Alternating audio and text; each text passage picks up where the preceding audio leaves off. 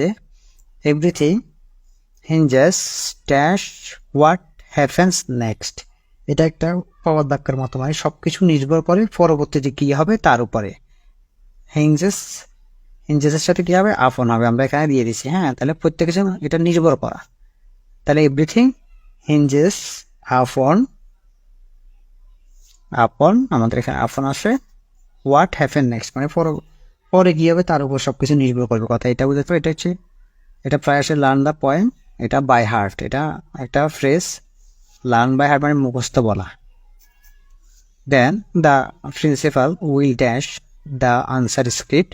এটা কি করলো, প্রিন্সিপাল এটা লুকো বা তদন্ত করলো বা গেটে দেখলো ইত্যাদি ইত্যাদি উত্তরপত্রটা তদন্ত করলো বা দেখলো টেকলো, এটা বোঝাচ্ছে। নাও ডেস মেনি ভিলেজ আর লাইট ড্যাশ ইলেকট্রিসিটি। আমি এখানে দেখাই দিচ্ছি লাইটের সাথে উইথ হয় বাইও হয়। হ্যাঁ, বিভিন্ন জায়গায় উইথ আছে বাই আছে, কিন্তু দুটোটাই সঠিক উত্তর। এখানে যখন উইথ এবং বাই থাকবে তখন আপনাকে বাইটা ধরতে হবে, কিন্তু যখন বাই থাকবে আপনাকে উইথটা নিতে হবে, কিন্তু প্রপার হচ্ছে বাইটা। Then do not import motives. মোটিভের সাথে সবসময় কী হয়, টুও হয় আফনও হয়। মোটিভের সাথে আমি এখানে দেখা দিচ্ছি মোটিভের উদ্দেশ্যও আপনার আফনও হবে। যখন আপনার মোটিভের সাথে টু থাকবে না তখন একটা যদি আফন থাকে আপনাকে মানে উদ্দেশ্যে, হ্যাঁ, মোটিভ টু মার্ডার বলে না এরকম আর কি। এখন মোটিভ আফন হিম, মোটিভের সাথে কী হবে, আফন হবে, এটা রাখবে। আর এর তৃতীয় ধাপের 65 কমন পুবো 75-এর ভিতরে আমি এখন শীর্ষ দেখাই দিব। আর দ্বিতীয় ধাপের ভিডিওটা প্রায় ইতিমধ্যে দেখেছেন, 67 কমন ছিল 75-এ, প্রথম ধাপে 69 ছিল 75-এ। 18 কমন ইমানদারি স্কুল কলেজে গড়ের 83 মার্ক প্লাস ছিল। যদি আমি এটা দিই না, এটা 40 পাইলে পাস, এই জন্য আমি শীর্ষ দিই নাই। আমি মার্বেলার যে পরীক্ষাগুলো হয় ওগুলো দিই 45টা 40তম বিসিএস 131টা পর্যন্ত কমন পড়ছে। আমি এখানে দেখাই দিচ্ছি শীর্ষ আছে, ধৈর্য সহকারে সবাই দেখবেন। এটা পূর্ণাঙ্গ শীট থেকে, হ্যাঁ, 46তম বিসিএস এর। আর 45-এরটার কিন্তু কভার পেজে ছিল, এখানে কভার পেজে 127 প্লাস ছিল, কিন্তু হ্যাঁ এটা কভার পেজে আছে সবগুলোতে। আর প্রাইমারিতে জানেনি, এগুলো আমি ভিডিও সহ দিয়েছি, আপনারা দেখেছেন। তাহলে আবার কোর্ট ইজ মেড ড্যাশ মিল, দই আর কি। হ্যাঁ, দই কিস থেকে হয়, দুধ থেকে হয়। এখন মেডের সাথে হবে ফ্রম মানে হতে।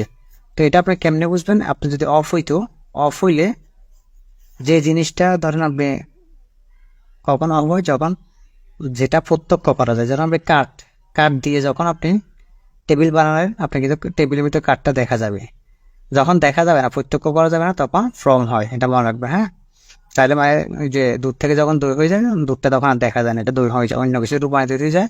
তেমনি করে যদি আপনি খাট বা টেবিল কাঠ দিয়ে যখন বানান, এটা কাঠই দেখা যায়। Do you have any money dash you, মানে কারো কাছে কিছু থাকা অর্থে,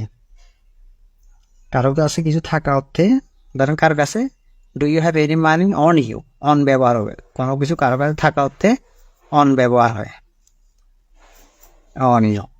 আই শুড অ্যাপ্রিসিয়েট ইট, আমি এটাকে অ্যাপ্রিসিয়েট করতাম। If you complete this work Thursday, তাহলে নির্দিষ্ট সময়, থার্সডে দিচ্ছে, তাহলে আমরা কি ব্যবহার করবো, নির্দিষ্ট সময়ের ক্ষেত্রে বা স্থানের ক্ষেত্রে আমরা বাই ব্যবহার করব।